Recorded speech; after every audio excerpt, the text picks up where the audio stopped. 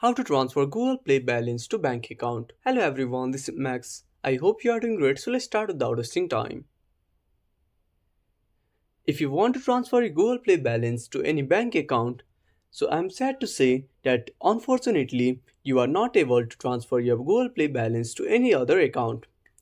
So for the proof, I will show you the mail that I got from the community of Google.